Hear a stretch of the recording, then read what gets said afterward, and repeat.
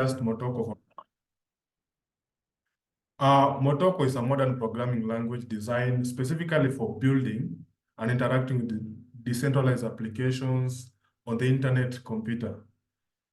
Basically, it was just created by Dfinity. So Dfinity Foundation is the one responsible for creating ACP and also Motoko itself. So Motoko is engineered to leverage the unique compatibilities and capabilities of IC, or let's say internet computer. I'm just going to be abbreviating these terms. So IC is internet computer, providing a robust, secure, and also efficient way to develop a smart contract and the services on a scalable blockchain network.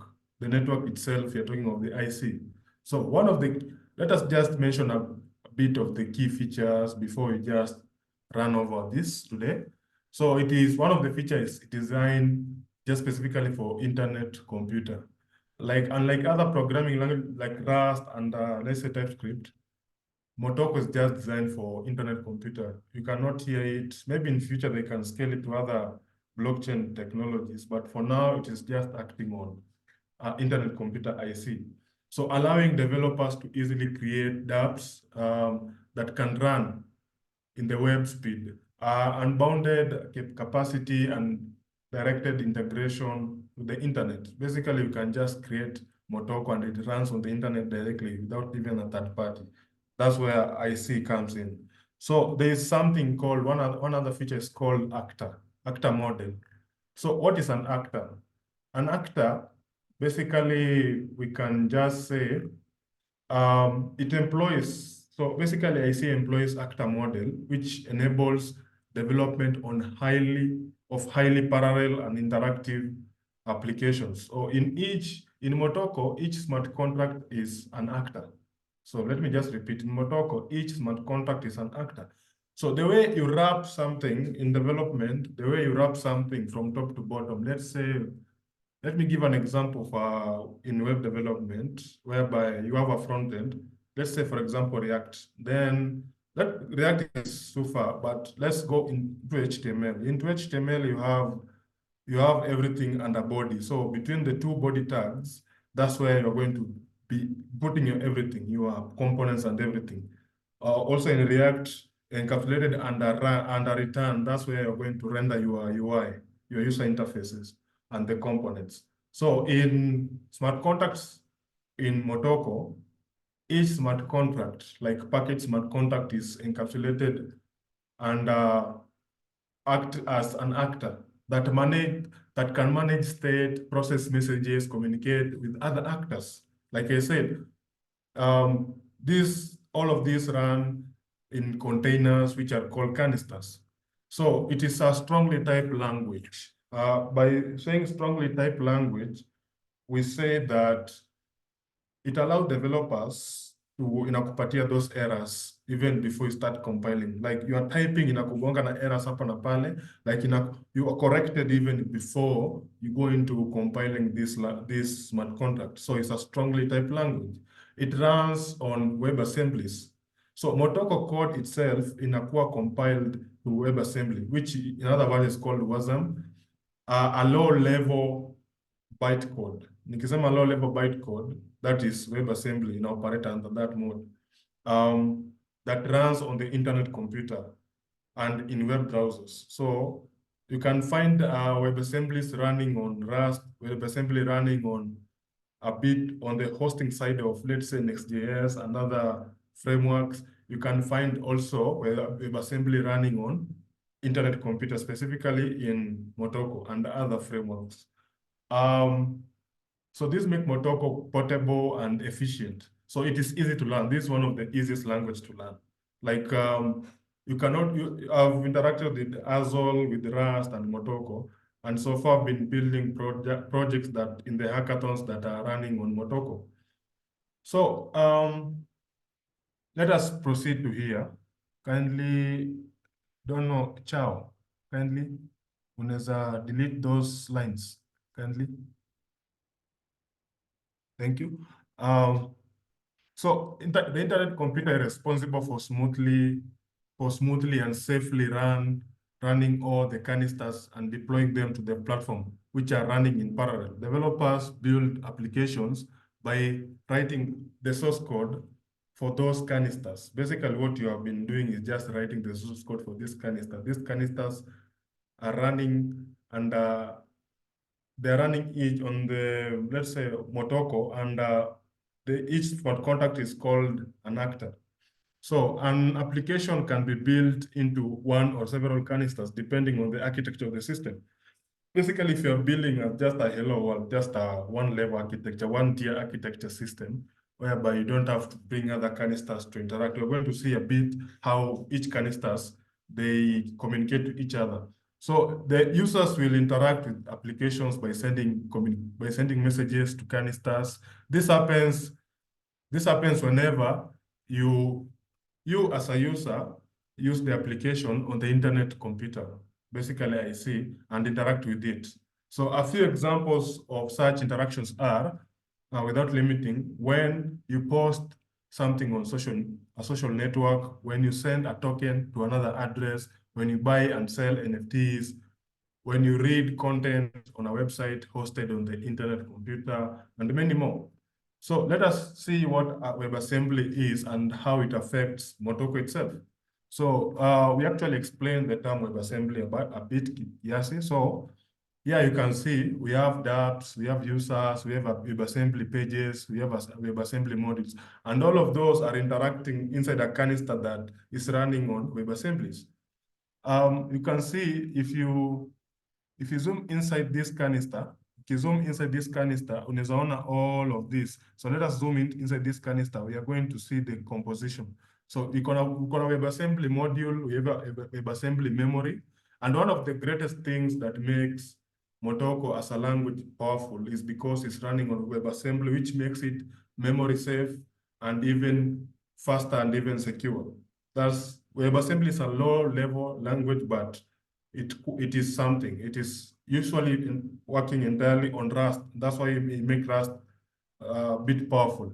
So the WebAssembly modules, which is a piece of a compiled code from the language such as Rust or Motoko, this code that's installed in the canister is ultimately running.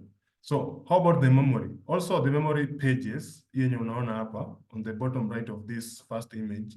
So the WebAssembly pages, this is where the state of the canister is stored, and the files, videos, tokens, everything that has bytes of codes, like in a hold something, a space. So the code runs by WebAssembly module will modify the memory. So the module is going to modify the memory, and all of those is going to conjoin and work with the dApp itself and the users who are using the system. So what is a WebAssembly? Tumekuwa tukiongelea about WebAssembly. So it's a low-level language written in binary format that executes the code on multiple environments, such as browser, cloud platforms, smart devices, virtual machine, and so on. The main benefit about WebAssemblies are WebAssembly supports code written in multiple languages. So apart from the Web2 languages like C and C++ and Rust, also Rust is used on Web2 and Web3. Also it supports Motoko, making it a versatile solution for developers. Basically, this thing is going to make your system are going to run faster. I presented a project last week on a 3D. The project backend was built on Motoko. It was fast, it was efficient, it was not lagging as compared to how Unity engine would have run. That's what tumepanga kutengeneza the project before with. But with Motoko, it is easy to use, it is fast because of WebAssembly and everything. So we can go and say WebAssembly is fast, it provides security. We have talked about that. Let us go into Motoko because we are talking more about WebAssembly. It's not making sense for this lesson. So that is why Definite Foundation has introduced a new language, Motoko, which is a programming language specifically designed for creating decentralized application on the internet computer. So since Motoko can be directly compiled into WebAssembly, it can be an incredible language for IC itself. Na pia ina act kama high level. So let us see a bit the difference between the Motoko and the WebAssembly, how your code inakuwa compiled to binary code on the WebAssembly. So here we have a function, an example for function. whereby I'm going to describe all of this, the function, factorial, the natural numbers and everything. Basically, kuna something that is familiar here. Something that is familiar here, let's say you know how to declare a function, how to close a function, how to handle conditional statements. So basically, when you start running Motoko project, which I'm going to do in a bit, you're going to see the main file as main.mo, but you can modify, but the default one is normally main.mo. Now, Motoko itself is a high-level language such as JavaScript and Python. Ukiangalia Motoko vile na act, the syntax yake inafanana na Java, inafanana na C#. Basically, ina act kama object-oriented programming.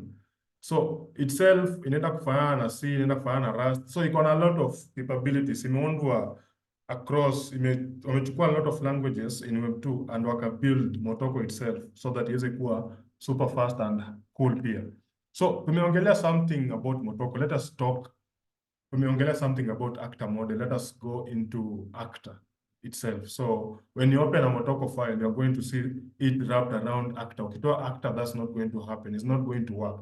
So everything else you're going to encapsulate inside the actor model. So actor model is how the canister inakuwa represented in and abstracted in Motoko. So a representative of the canister in the code itself is called the actor.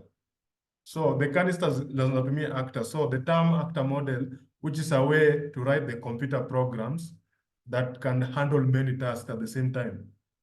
It does this by treating actors as basically building blocks of the program. An actor is a small program. An actor is a small program that receives messages, do some work here and there in a send message. So when I pay information, inafanya kazi inafaa ifanye according to the function and everything. Then actor also create new actors that control them. So in create several actors, basically making the canisters interact with each other. And these canisters, they cannot run without the assembly itself.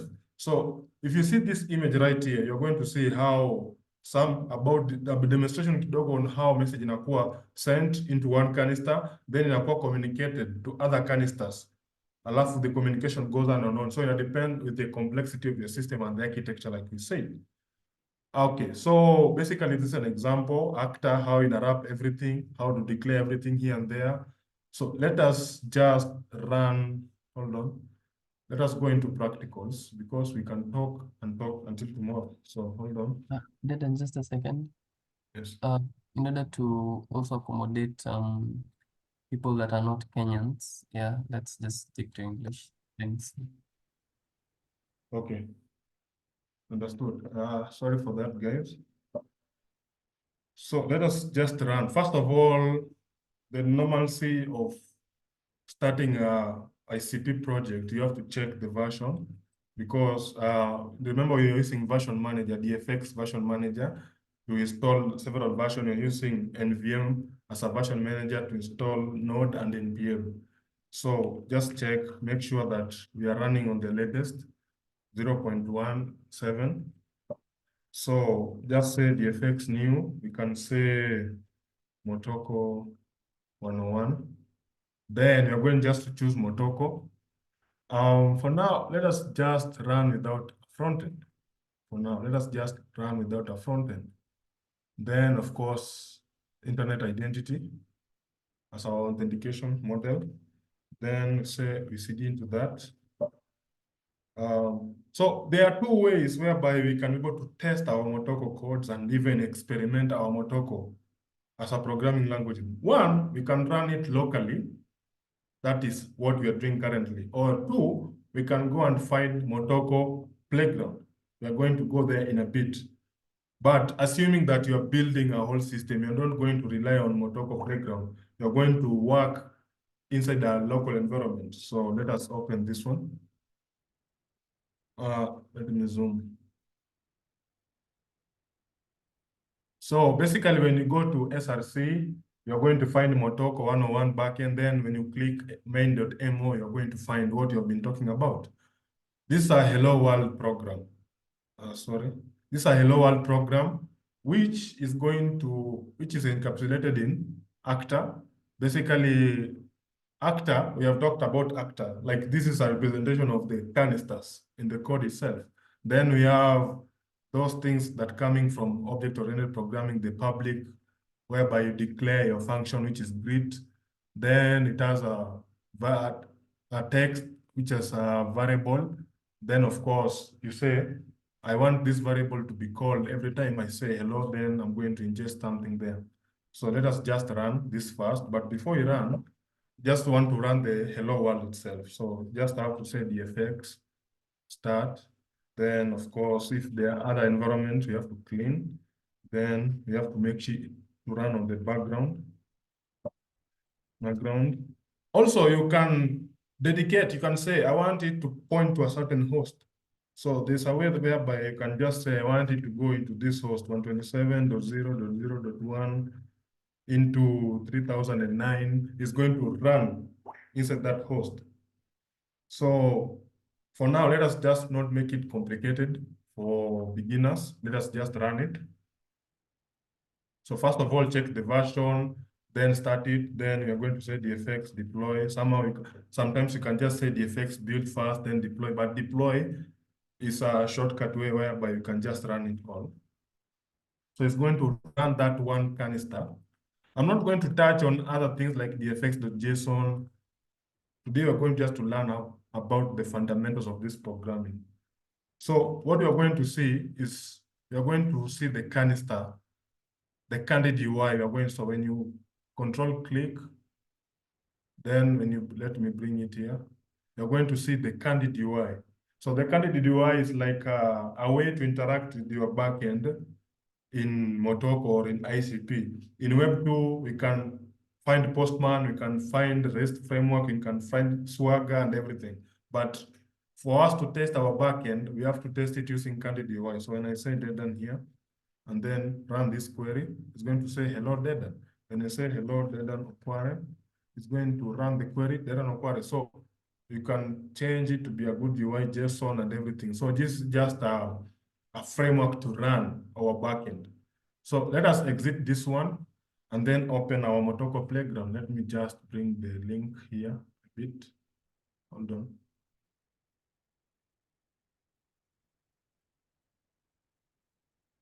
So that is how we can run it. But before we open our playground, let us just see what we have been talking about. So there's an update query whereby you can update calls. So there's something called CRUD operations in programming, right? CRUD operations just basically create, read, update, delete.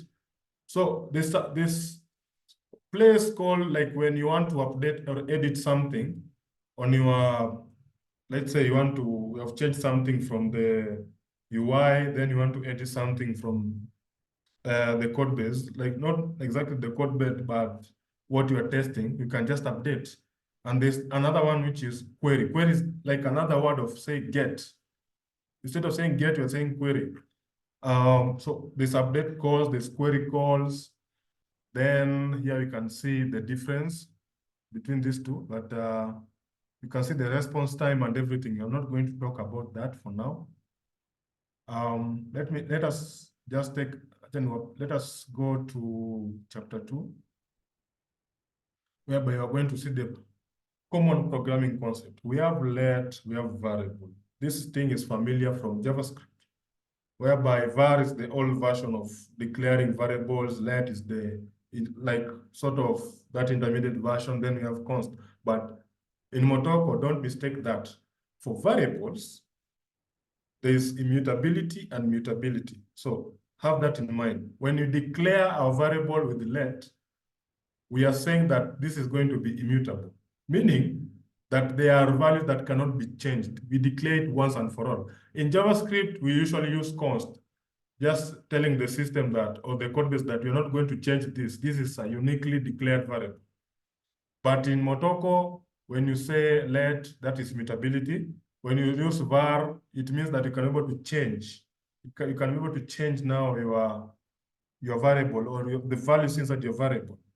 That is what we are talking about. And the normal way or the convention of using or programming, we have snake case, we have camel case. I forgot the other case, but like make it a norm of using the lower camel case when declaring the variables. Lower camel case, but camel case is where you declare the variable which starts with small letters, but at the middle you have capitalization. Snake case is where you have, let's say, you have underscores in between, or yeah, you have underscores in between your variables or your codes or your function names and so on.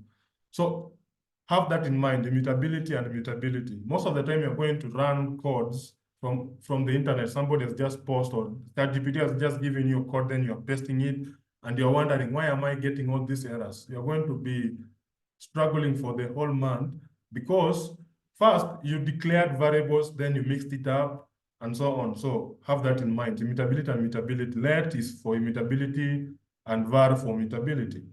Let us go into types. So the Motoko language itself places a strong emphasis on the types and is more strict on enforcing them to compare to general purposes language like JavaScript and Python and so on. So the strictness serves a purpose as it helps prevent errors and issues. Like we said, Motoko is a strongly typed language whereby, unlike JavaScript and Python, you're going to get errors immediately before even you go into compilation. Those red things that you're going to get inside your code, it means that you have not declared them correctly. So Motoko has static types. This means each variable is assigned a specific type. So when you declare a variable, normally in Web 2 or other program like say JavaScript, you say let age is equals to 12. So in Motoko, you have to give it the static type. So if it is a number, you put it, you denote it as natural number. Let's say like this one. We're saying about age. Let age, then you put a colon. So to assign a type of variable, we use the colon symbol. This is called type notation. Type annotation rather, sorry. So you assign it nat. So nat is natural numbers, which is 20. So if it is a string, we say text. So then you give it your strings. So if it is a Boolean, you just say bool, like normal, then you give it false. So that is a very unique way of declaring variables and assigning values. So let's say we are talking about this. So when you change, so you can generally omit the declaration. The Motoko compiler will automatically guess the type of the type to the variable based on the first value. So if the first value of your assigned value on your variable starts with a number or anything, your compiler is going to give it type nat because we are compiling. Remember, we are compiling, not just like Python, whereby after coding, you just come here and say Python app.py, then it runs the whole file. No, here we compile first. We make sure that everything is working. We compile it into binary code, which is WebAssembly. Then we run it. So if you check the first value, so if the first value starts with a letter, it's going to assign it text and so on. So how do we do comments? How do we do comments in Motoko? Basically, just like most programming language, you just use double / other programming language you use hashtag, others you use single, what do you call, single / and so on. So let us go into functions. Let us just copy this code here and let us see how it is going to work inside here. So let us paste it here and save. Make sure you save before you run. So let us study it. So what you're saying here right now, we are declaring a variable. This variable, as you can see, it is a mutable variable. It means that the variable that we're declaring its values are going to be mutable. Like we can be able to change them anytime that we want. Then here we say we declare a function using public. Basically, you can just say private, but this private is going to make it not be visible from other functions. So you're talking about function visibility. Function visibility is where you see public and private. You can see those things in C# and Java, scary stuff. So let us just go back to this one. And let us see. So the keyword func is used to declare functions. Other programming languages, they say functions, but in Motoko, we say func.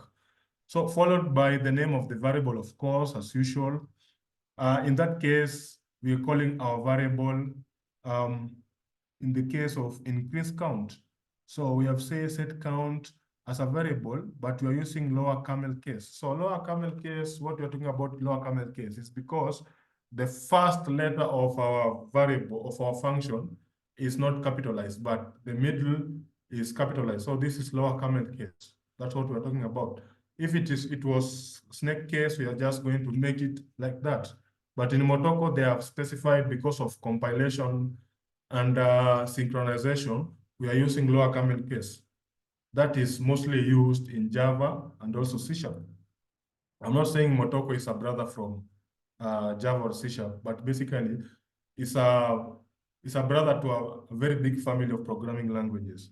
So let us check about the function type. So we are defining functions that the type of the functions, basically the type argument and return type are used to determine the type of functions as a whole. So for example, the function set count that we have currently, so set count. So to declare a function, you must specify the types and arguments. So the types and arguments, basically, as you can see, we have a variable called n here. Then we have the type of variable, or the type of value that you want this variable to harbor is called nat, which means natural numbers. So instead of saying integers or this float and everything, you're going to go into float a bit, but instead of saying integers, we use nat, natural numbers. So let us just continue here. So then we have the function's argument are enclosed inside a parenthesis. The function, if you're declaring a variable, make sure this parameter basically you have to annotate it. Basically, you're saying you have to assign it a type annotation. If it is going to harbor text or strings, make it text. If it's going to harbor numbers, make it natural numbers, which is nat. So, and in this case, the function takes an argument of n and type nat. After the function arguments, the return type is specialized, which is sync nat. We have seen this a lot, async nat, which basically we have seen this a lot in React and also JavaScript. So let us check how the body and the curly braces work. Basically, this is just like any other programming. You have to close it. You have to enclose the function processes and everything enclosed inside a curly braces, but close using a semicolon. We have talked about private and public classes. For public class, you're making it visible to other functions. For private, you're just making it visible to itself, not be able to be used outside. And as you can see here, we have this function. This function is not visible to this function. So we are going to work specifically with this, but this one, we are going to be calling it on a special occasion, like we said. So all of this, let us try and run this. Let us try and run it and run this. So basically, this is let me just run it again. Do you want to proceed? So this one is specified for grid only. So that is why I was talking about, what do we call, I was talking about the Motoko playground. Let me just open it, trying to find it. Home. Internet computer, learn, develop Motoko playground. So let me bring it in the game. Bring it in the game.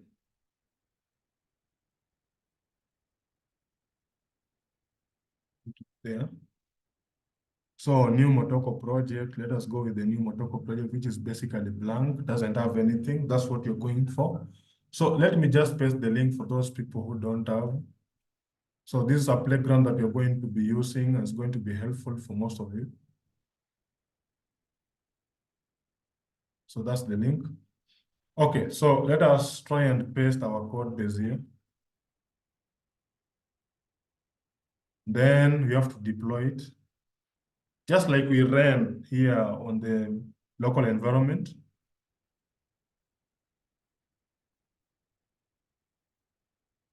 Okay.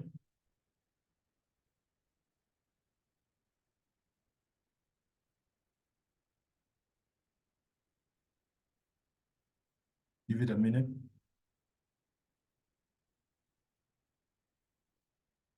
Okay, then it's going to display a candid UI, basically our testing interface on the right-hand side, as you can see. Then here we are going to just place a number.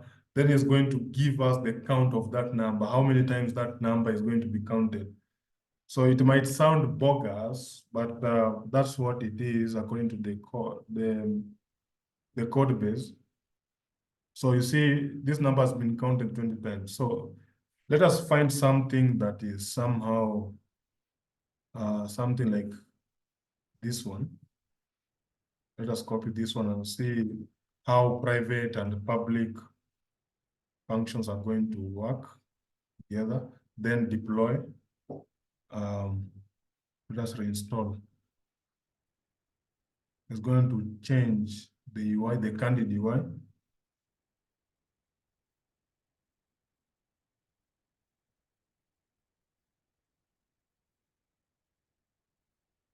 So add count. Let us see what this function is going to do. So let us make it 12 and call it. So if we're going to display 12, is because this function has not been called and is not visible. So unless we use it on a private occasion, that's when this specific function is going to work. But if, let's say you change it to public, let us see how it's going to work. But now we have an issue here whereby this function, the shared function must be syntactic typed. So we have to put it, the synthetic return type, that's what we're talking about, the async. So if you want to make it, you have to use this one unless this is a specialized function. So let us just go back. That's why you cannot run without this one. So let us bring it back and put it like this, async, then space. But then you see expression of type async not cannot produce expected type. The reason is because you have not added other things inside here. This, like we said, this one is mutable, but as you can see, it's going to prioritize for this one. Then this one is going to be left out. So it's not going to count. Basically, this one is not going to be counted because our return is not going to return count. It's going to return exact n plus n. So let us minimize this one and go back to our lesson. So public and private classes work that way. So we can remove the keyword the private keyword. The function declaration defaults to private function in Motoko unless declared otherwise. So unless we declare it as public. So if you remove, you can just declare functions without this public and private stuff. Hold on, sorry. So when you do this, it's going to be declared as private function, unless you come here and denote it as public. That's exactly how C# and Java works. Okay, so let us go into the if-else statements. Let us copy this one. Let us copy this one to here. And let's see how it's going to work. Remember, we are working inside the act. So like we said, this one is going to be private unless we put something here. Then this one will say it is async. Just like we said, then don't know if I've taken everything, but let us see. So let us deploy.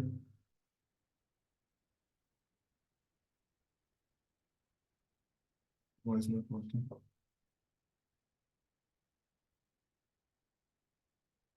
Format. I don't know why it's not working. Let me refresh.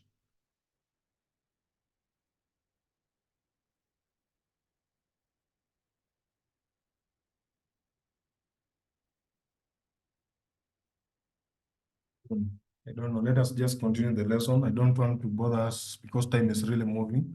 So like other programming languages, I just want to associate these programming languages with what we are seeing because most of us are from a Web2 background.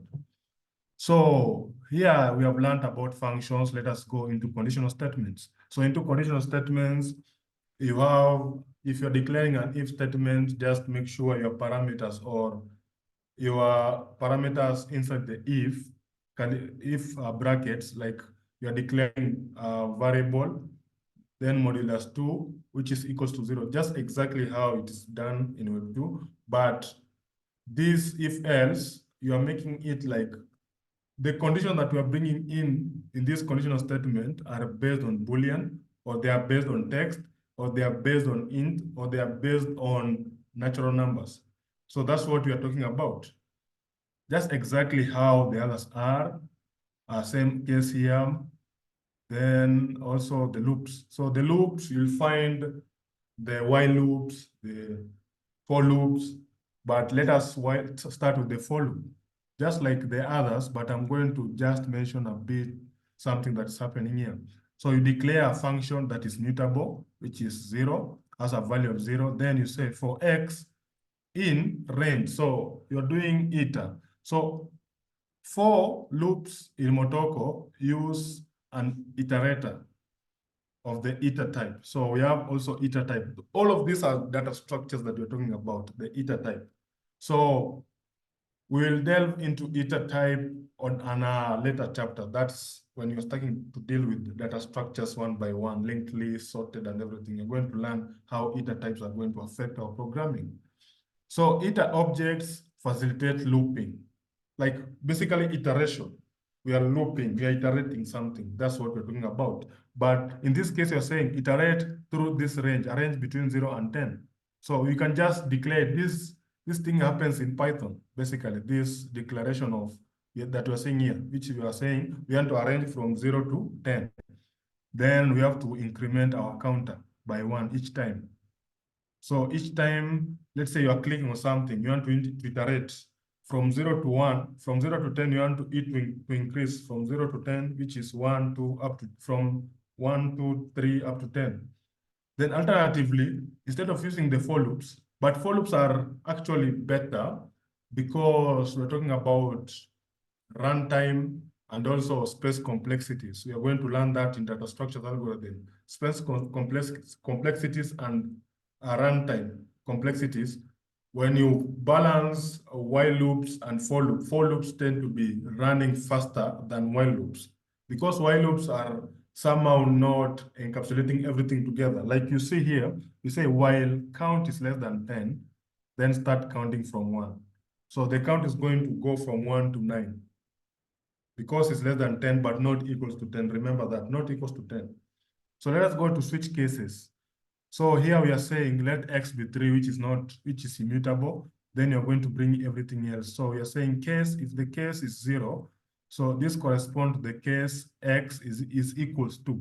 Like we are not assigning x, like this one is different from this one, such that this one, we are saying 3 is assigned to x, but here we are saying 0 is equal, like we have equated 0 to x. So when x is equated to 0, return x is equals to 0, this statement here. So this one as well. So this is how switch cases work.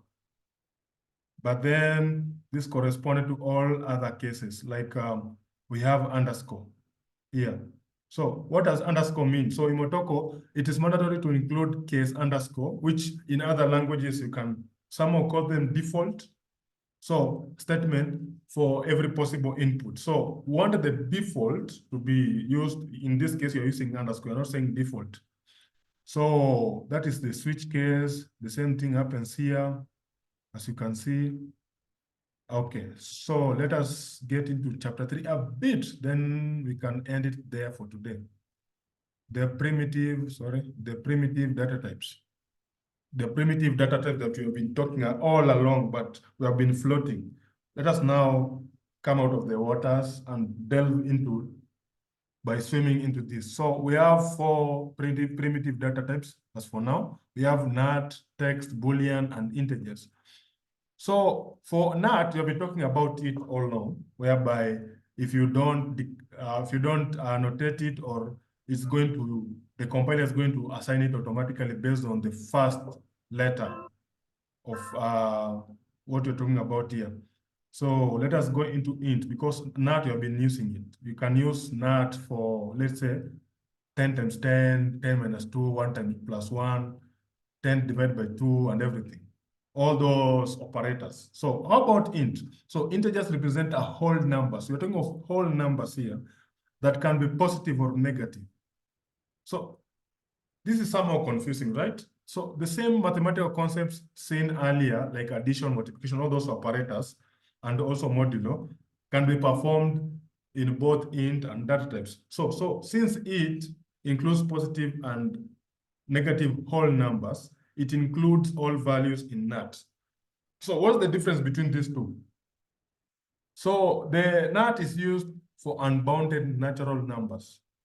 Natural numbers, by default, all positive whole numbers are casted to NAT, so all positive. But if you're talking about, so NAT brings in the issue of byte.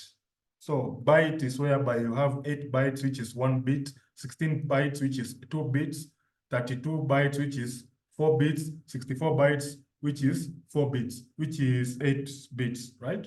So unbounded means that all values in NAT will never overflow. So when you're talking about overflow, let me just close this one, sorry. When you talk about overflow, the memory represented used will grow to accommodate any infinite number. So Motoko also has the concept of bounded.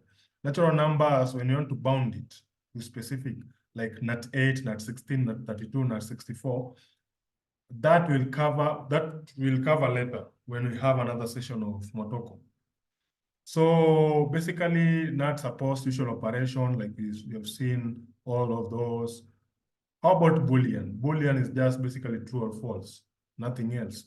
So declare it. If you don't assign it, it basically assigns itself based on the first thing that comes in. So if you're talking about, this is what we call the NAND, the AND, the operators and everything. So false and false is false. True and false is always false. False and true is always false. True and true is, I've forgotten. These are the Boolean logical operators. We have other operators, but these are the Boolean operators. We have also this one. We have also these ones. So all of those. But here we are not putting something like this. We are not saying, let us put that exclamation, say we have negate, just put not, you have negate. So how about text? Text are just strings, but text are just strings as they are noted in Motoko, but other languages can call them strings. For characters, those are the letters that we're talking about. So you can put something like 8, but if you put like this, if you say put a number in between the single quotes, that's a character. But if your number is not in between single quotes, that's a NAT or an integer based on the occasion. So this is how you import the character base. This is how you import the debug. So when you're importing libraries in Motoko, you have to import the debug as always. This is a must. This is going to help you a lot. So when you're importing, when you want to use a character type, you're going to import debug and also itself. So you want to let A is equals to character A. So we want to print. So print the debug show, and also let us see how this works. Then we can make sure that you have done float, then you can call it a day. Our time is really flying. Where is this? Install. So let us see how this is going to work.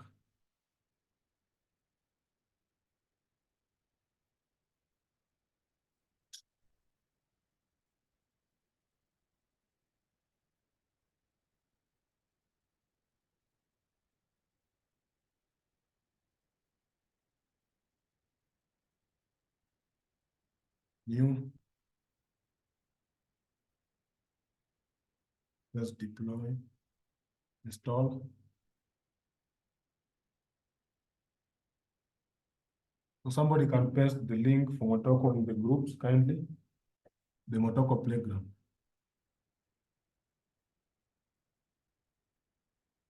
So as it deploys, okay, it is done. So let us see how this is going to act, because here we have NAT32. So let us see. So browse is not going to work. I don't think it's going to work because we don't have any input that we have declared. So let us see more about these bound rules. So the numbers in the type name specify the number of bits, like we have said. Bytes, 8 bytes is equals to 1 bit. So that I learned in networking class a while ago, so many years ago. Okay. The number type NAT32 represent 32-bit natural numbers, NAT64, 64-bit natural numbers. So when you're declaring left NAT32 is equals to 1, what are we trying to insinuate here? So we are trying to say, so to declare bounded, so we have talked about bounded and unbounded. And unbounded natural numbers, we just declare NAT. But for bounded, we specify the limits. Remember the limits. Because when you're declaring unbounded, it's going to run to infinity. But when you're declaring a bounded specific lesson at 31 at 64, we are bounding it to a specific limit. So you have all of these, we have int 88 to int 64, and also we have blob. So blob stands for binary large objects. So when I first saw blob, I thought of Azure containers. I thought of Azure containers definitely because we have blob containers there. But in Motoko, this is something else. A blob is binary large objects. So a blob type represents an immutable sequence of bytes. So they are immutable, iterable, but not indexable, and can be empty. So what are you trying to insinuate here? So byte sequence are also often represented as square brackets, then you put it inside. That is an array of bytes, what you're talking about. This presentation is currently much less compact to blob. So we're not going to delve into blob a lot because it's not commonly used and not for, you are not going to interact with it more unless you're building something that you have to specify, like you want to delve deeper into your smart contract. So how about unit type? So the last type we mentioned is in this chapter is called the unit type. So the unit type, this type also called the empty type or the tuple type. A tuple is basically like sort of a table. For example, in this function, to indicate that the function does not return any type or return any specific type, you just put it this way. So in other languages, they usually put it like, I'm trying to remember that word. Trying to remember that word. Like any, type any. I don't know which language is that, but they usually say any. Type any. Basically, you don't know the type. I've forgotten the language. Yeah, and I think our time is almost there, but basically now we are familiar that Motoko is not a strange language. It has borrowed a lot from Java, from C#, from JavaScript, from Python. So basically all the fundamentals that you know in a language or two is going to help you a lot. And basically you have known about the canisters, what the actors are, all the data types that are existing in Motoko, and everything else. So if we get next time, we are going to cover chapter 4, which is talking about the candid language of the internet. And I think this don't know. Tevin mentioned this a while ago when you were doing some sessions, and I'm sure you're familiar with the candid language. You have seen the candid UI, you are wondering, what is this? So next time you're going to see all about this. You are talking about the IDL, interface description language. You're talking about the candid UI, how it is being handled in Rust, Motoko, JavaScript itself. We're going to talk about the .did file because that is what you are going to see when you're going to compile something like this. Let's say your canister, the IDL and everything, everything you're going to see. What happens when you compile? What happens when you compile? You know, what happens when you compile? And we are going to delve deeper. But basically now we are just a brush off from learning Motoko as a programming language. And I think that's it for now. I can just hand it over to Steve, maybe for any questions and so on. Thank you.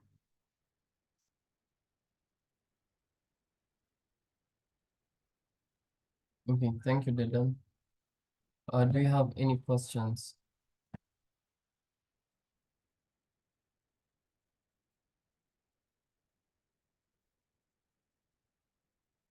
Do you have any question? Yes, Emmanuel. I think Iman is just congratulating. Congratulating. I thought it's the okay. Okay. Yeah. Thank you, Dedan. That was actually quite informative and it was a good session.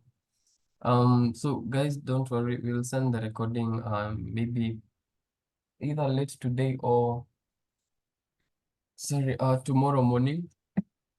But I hope you've learned one or two things. If you'd like to get on hold of Dedan, you can just find him in the groups, all the groups. He's one of our technical ambassadors, and you can just shoot a question to him, and he will be more than open to answering it.